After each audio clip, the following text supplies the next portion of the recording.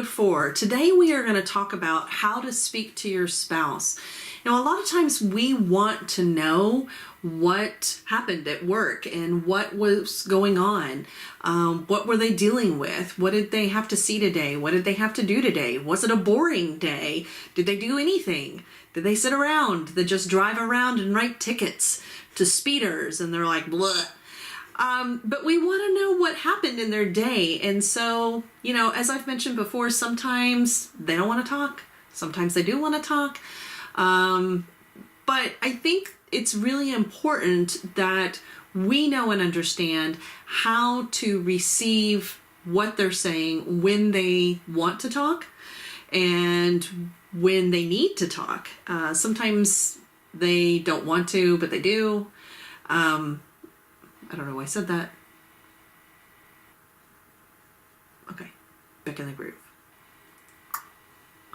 So it's really important that we understand how to be there for them when they're ready to talk.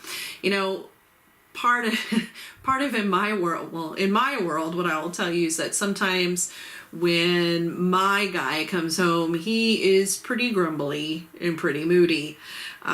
So depending upon what's happened, who he's had to deal with, what the situation was, if it was the administration or if it was another officer or the general public, or a scene, or it's just something that was bad, sometimes you got to feel out the mood first.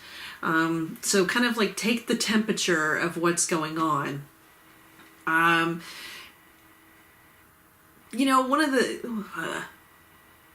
of the things, I keep saying one of those things. A lot of times we want to know what's going on, but then there's that other part of us that doesn't want to know what's going on. And I think that's also sometimes what our first responder is thinking as well, because there's that aspect of, wow, I don't want to dump on you. I don't want to burden you. And that's not what we are for as partners, is that we want to support. Sometimes, though, when we find out what's really going on, it puts ideas in our head. And that can be a little overwhelming and scary. So we need to be prepared for that. That not every scene is like what they are describing. Not every day is a career-making day. There's been a lot of talk about that new show coming out, the 911 show, which I'm curious as to how everything's going to be portrayed. What's interesting, though, and what I talk about with some of my first responders is the fact that every scene in the show is a career scene. And they don't ever show just the guy sitting around in the lazy boys waiting for a call, or driving around and running traffic. That does not make a show, but a lot of times that's what they're doing. Not every day is a career day. Not every day is a bad day. And so when we do want to know what's going on, we have to be prepared for the fact that sometimes there's bad things and sometimes there's not, and we're not going to know. You have to mentally and emotionally be prepared and okay with the fact that you're not going to know what that next day is going to entail, that it could be anything. So being okay with that inside and trusting your first responder is really important. And we need to make sure that's happening too, so our first responder knows that we trust them and we know that they can take care of things and that it's not too much for us. So that's really important. The first aspect of really listening, or I should say the first aspect of speaking to your spouse is listening. So you have to be prepared to listen. You have to be quiet. You have to not talk on top. Sometimes you have to give space to allow them to think about what they want to say. So be prepared to listen. Don't be distracted. So if you've got little ones running around, or a dog that's being annoying, or something that's distracting, the TV, or if you really want to read a book and you don't want to listen to them, be prepared to listen. Think about that. Are you at a space right now to really hear what's going on? Do you need to kind of shut some things out? I am kind of notorious, unfortunately. I am kind of notorious for like hearing people talk and they're talking to me, but I'm someplace else. And I have really tried to work on saying, okay, hold on, stop. I wasn't really here with you. Let me do this real quick and then I'll be right back. Or it might be that I need to write something down real quick, or whatever that might be, to clear my head and really be focused on that person. It's really important to be there and listen and not be kind of half there, if that makes sense. When you're listening, make sure you're listening for what's happening, like the content, but also be aware of what emotions might be there, might be spoken or not spoken. So those are two things that when you're listening for content, and then you're also listening for emotion. Okay. So the first thing is, when you're going to speak to your spouse, make sure that you're listening. Be prepared for what you're going to hear, and then make sure that you're going to be able to take it in. Number 2, or maybe that's number 3, you want to watch your facial expressions. So you don't want to be talking or listening and then all of a sudden your mouth drops and you're just gaping going, what? So be careful of that. Be careful. My eyebrows give me away all the time. I do like this one-up eyebrow thing. Like, are you kidding me? Or I might squint. But my eyebrows kind of give me away. So I kind of be careful about what are my eyebrows doing? I'd be careful of that. Make sure that your facial expressions are just tuned into what that person is saying and not your emotional reaction to what they're saying. And that's hard, because sometimes you are having an emotional reaction, or you're putting yourself in that place of that victim, or what that person that had the call, like when they had to go out to the call, you're putting yourself in that person's place as opposed to your spouse's place. So make sure that you're putting yourself in your spouse's place and not in the other person's space. And that should help some of your facial expressions to kind of be congruent with what they may be thinking or feeling. But be careful with that, because that's one of those things that, our first responders are trained to pick up on facial expression stuff, and it can give it away, like, oh, wait, nope, too much. I just saw it. It was too much. Back away, back away. So work on that. And I'm not saying be stone-faced. You want to communicate that you care. And there have been times when I have heard stories and I've gotten some tears in my eyes, but I just don't let it overwhelm me. You're still human. You're going to have those emotional reactions or the facial expressions. So be careful with that. All right, the next one is your words. So one of the things that I sometimes hear is, oh my gosh, I can't believe that happened. That sounds horrible. Oh my gosh, just stop. What? No, when you do that, that is going to immediately stop things. It's going to cause the conversation to come to a halt. So when you are saying those types of things, even if inside you're like, holy crap, you can't communicate holy crap. Because once again, that's going to lead to, oh, this is too much. I got to shut down, turn it off. They can't handle it. So keep, I don't want to say like stuff it.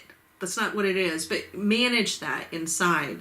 One of the things that, I just said one of those things again. So also with your words, what I want you to be aware of now, being in the South, I'm going to go with the forever term of bless your heart. Anything that can fall into that classification of bless your heart is not something you want to communicate. So something like, oh, I just don't know how you do it. Or wow, that just seems like overwhelming.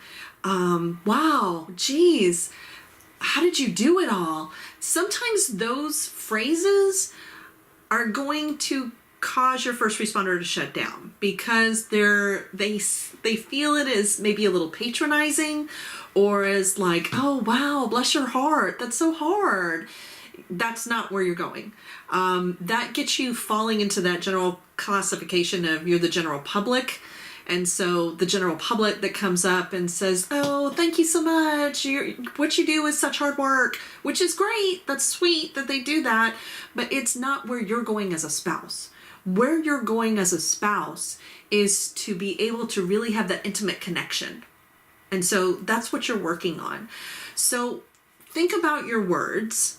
What you probably want to do is you probably want to try to open them up. Instead of kind of going, oh, that's nice, or wow, that sounds hard. I hope that makes sense. One of the things that our first responders have a tendency to do is they want to protect us and not burden us. So we want to make sure that we are keeping the door open there. Another thing that really helps is to learn the lingo and the procedures and the policies. So as you go along in your career with your first responder, or their career, which is kind of your career too, as you go along, learn the lingo. You know, I did a fun podcast a while back about like acronyms. There's things like that we need to know in order to be able to understand what was going on in their story as they're telling it. One of the things I learned recently from one of my firefighters, from one of my firefighters, was the fact that the guy who drives the engine is really important, and like that's a coveted thing. And I didn't know that, but that would have been really important for me to know if I am the wife of a firefighter. Procedures are really important. One of the things that I learned a long time ago was what's the procedure for a felony stop. So when there's a felony stop, I know based upon what my husband's told me is what the procedure is supposed to be and what it's supposed to look like. I know that when they go code 3, that means that there's lights and sirens. I also know that according to my husband's city's policies that they're not supposed to go over a certain amount of the speed limit because they don't want to run people over. I also know what the policies are as far as pursuit. All of those kinds of things are kind of important to know along the way. So when something happens, you can clue in and be able to just experience the emotion. I'm trying to think of anything else as far as that.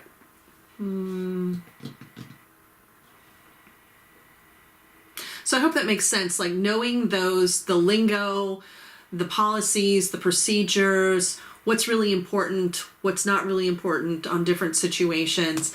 You know, I know that if there's a tactical scene, that there's some ins and outs of that and what breaks protocol and what doesn't break protocol. So learn the lingo, learn the procedures. Think about what's important to your officer. So as they're sharing the story, think about what's important to them. So if your first responder is a police officer like mine, one of the things that, I said it again, if your spouse is if your first responder is a police officer like mine, one of the most important things is safety. I imagine that's also one of the most important things as a firefighter. Or any kind of paramedic. In fact, I know it is. And so safety is a big part of it. So it's not just safety, like their personal individual safety, but the safety of the scene, the safety of the public around there, the safety of the other officers. Did they have to set up a perimeter? Are they sitting out there on the highway and people are being buttheads and speeding by them without thinking about pulling over into a different lane? You know, what was going on that could impact the safety? Control is another one of those situations, another aspect that a lot of times is important for first responders. Did they have control of the scene? Were they able to control the chaos? Were they able to control the fire? Were they able to control the bleeding? Were they able to control the perp? Those kinds of things are really important. So safety, control, knowing what the public reaction might be like, what would cause them to feel unsafe, what was the response that the public's going to have, what might they be fearing from the public or the administration. Is there going to be any backlash? Are they fearing how it's going to impact their shift or other officers? Fear is not something they're probably going to admit to. They're not going to admit they're scared. However, you can look, or not look, you can listen for hints of that. What's their concerns? How is it going to impact it negatively? How is it impacting things positively? Sometimes they're sharing how they're really proud of something and the way they handled a situation. I will never forget the day that my husband told me the story about running through the yard of somebody, and he had a shotgun in his hand, and the end result was that he made the guy poop his pants. And he was so proud and so happy and just thought it was so hilarious that guy pooped his pants. And then he got put in my husband's car, and that wasn't so funny. But it was one of those situations that he was proud of being able to control the scene, control the guy, take care of the situation, and then, poop's just funny. Come on. Anyway, so, okay, quick review. So you're going to think about how to listen. You're going to be prepared to listen. You're going to watch your facial expressions. You're going to be careful of the words that you're using or not using. You're going to learn lingo, procedures, and policies ahead of time so you can clue in a little bit better. It's actually kind of funny to me because sometimes they'll be like, but that's not the policy, and I'll go off on it. He's like, I know, right? Even you know that. Anyway, do that. You want to think about what's important to your first responder. What are their causes for concerns? What are the things that they want to be seen as? How do they want to be respected? How do they want to not be seen? Those are some things to think about. The final aspect to this is empathy. Empathy, empathy, empathy, empathy. I can't say that word enough. So empathy, I think I've talked about this, but remember this is feeling with your spouse. So what are they experiencing? What was that like for them?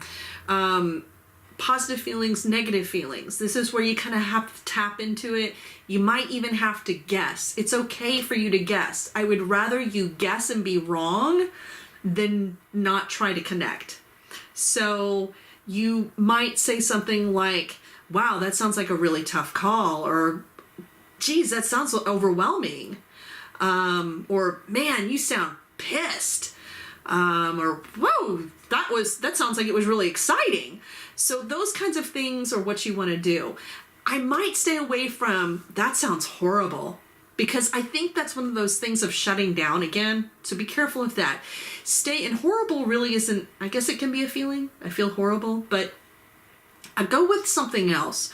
And be sure to listen to what the feeling might be. There's not going to be any perfect words to say. There's you can't fix anything. It's just really kind of connecting. So remember, there's two things that you're listening for when you're listening you're listening for content and you're listening for emotion. So you can always reflect back content, and then you can try some empathy or reflect back some feeling through empathy. So those are some really great ways to connect with your spouse and make sure that you are taking that time, that when they do speak to you, when they're sharing something with you, a scene with you, that they know that you're there and you're their equal partner and can walk through it with them. That they don't need to drag you along and explain everything as they go along, and that they don't need to coddle you and protect you from what they see, hear, and experience on a daily basis. So, homework.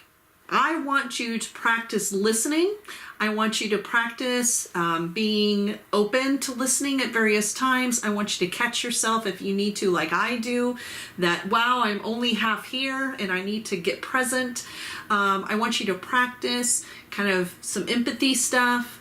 So take the time to do that to make sure that when those moments are that that your spouse needs to speak to you, that you are ready and open and prepared and can make sure to keep everything code for in your relationship.